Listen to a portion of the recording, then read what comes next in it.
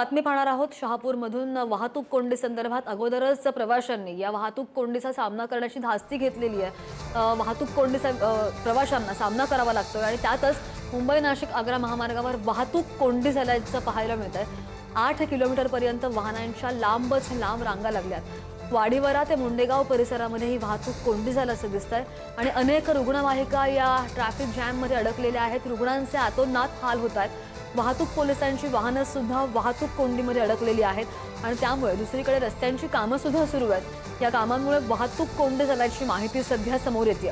वाहतूक नियंत्रण करण्यासाठी पर्यायी कर्मचारी नाहीयेत, त्यामुळे हाल होत आहेत अशी ही माहिती आहे।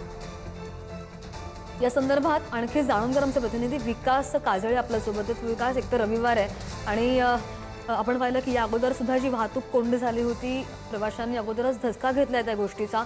आता प्रवाशांचे कसे नेमके हाल होतात आणि पर्यायी मार्गाचा अवलंब कसा करतंय प्रशासन? नक्कीच श्रद्धा, जर बघितलं तर गेल्या 2 तासापासून नाशिक महामार्ग जो आहे तो विस्कळीत झालेला आहे। वाडीवारा ते मुंडेगाव परिसरामध्ये 8 ते 10 किलोमीटरच्या वाहनांच्या रांगा लागलेल्या आहेत आणि पर्यायी जी कर्मचाऱ्यांची व्यवस्था असते ती कोणत्याही प्रकारची व्यवस्था त्या परिसरामध्ये नाहीये। वाहतूक कर्मचारी नाहीत, ना NHAIचे कर्मचारी आहेत, ना पोलीस प्रशासनाचे कोणतेही अधिकारी तिथे किंवा कर्मचारी नाहीये।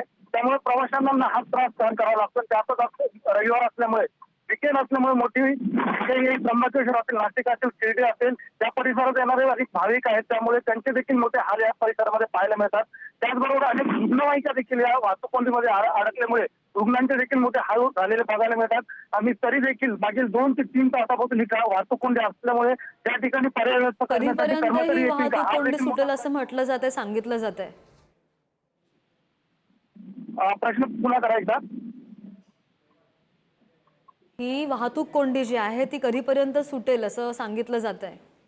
काही प्रयत्न सुरू आहेत वाहतूक कोंडी सोडवण्याचे? या ठिकाणी कोणतेही कर्मचारी नसल्यामुळे कोणतीही अधिकृत माहिती नाहीये आणि सर्व जी वाहने आहेत ती विरुद्ध दिशेने देखील जात आहे। त्यामुळे अपघाताचाही धोका आहे आणि कोणीही तिथे जबाबदार कर्मचारी नसल्यामुळे ही वाहतूक कोंडी किती वेळ अजून राहील हे अजून स्पष्ट नाहीये। श्रद्धा, अगदी विकास, धन्यवाद दिलेल्या माहितीसाठी। आपण ही दृश्य पाहतोय, 8 किलोमीटरपर्यंत या वाहनांच्या रांगा लागलेल्या आहेत आणि वाडीवरा ते मुंडेगाव या परिसरामध्ये ही वाहतूक कोंडी झाली आहे। अनेकांचे हाल होत आहेत या वाहतूक कोंडीमुळे।